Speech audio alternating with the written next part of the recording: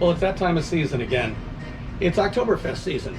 So I thought now would be a great time to show you some of the varieties of Oktoberfest that are out there and give you a little history about Oktoberfest. We have 4 very traditional Oktoberfest with the Hofbrau, the Spaten, Hockershore, and Polaner. And I have 2 other ones here that are locally made. We have the Hanging Hills Oktoberfest and the Schnitz and Giggles from New England. That's not all of the Oktoberfest that we have available here at Brewport, but it's just a few of them. We will be putting at least one on tap between now and the end of October, and hopefully even more than one. Also, we're going to be having an event towards the end of October where we're going to be spotlighting all of the local Oktoberfest that are available to us. Now, the history of Oktoberfest is quite interesting.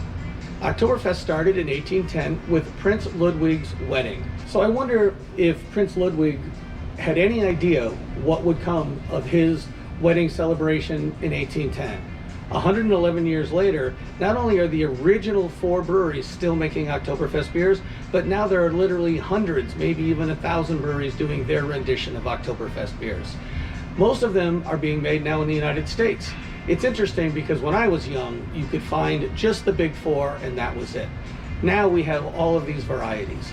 Most of you know I've been a brewer for almost 30 years, and in the early days, we brewed Oktoberfest using ale yeast. Now, a lot of traditionalists said that that was probably a horrible, wrong thing to do, but cool fermenting ale yeast would give you a very similar flavor. And if anybody understands the history of Carlsbergian yeast, that was discovered in 1845, which in my opinion means that all of the traditional Oktoberfest had to be brewed with some form of hybrid yeast or ale yeast at colder temperatures. Now that's just my opinion, and I'm sure this will invoke a lot of other people's ire. What I'd like to do is quickly take a look at all of the beers in front of us, and notice we go from very blonde to very dark. One of my favorites has always been the Polaner Amber Oktoberfest. These beers all range from light and crisp to richer and maltier. None of the styles are wrong, it's just their interpretations of the beer. And now, if you go to Oktoberfest, you're probably not going to get any one of these beers, but you're going to get a lighter lager so that people can drink more and get those big giant glass mugs and have a lot of fun at Oktoberfest. I have to thank my friend Marty from the New England Brewing Company for acquiring this can for me. They're actually canning it today, so I had to grab one quickly from him. So as I pour this Oktoberfest, I just want to go over a bunch of the beers that we are going to have on tap over the next 3 to 4 weeks. And I got my little trusty list here.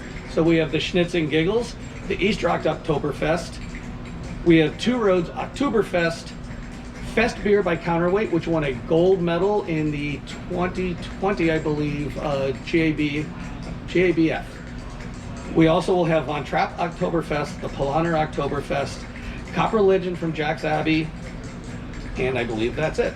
So cheers, enjoy your Oktoberfest any way you wish, with your lederhosen on, sitting by a fire, or down here at Brewport. Cheers.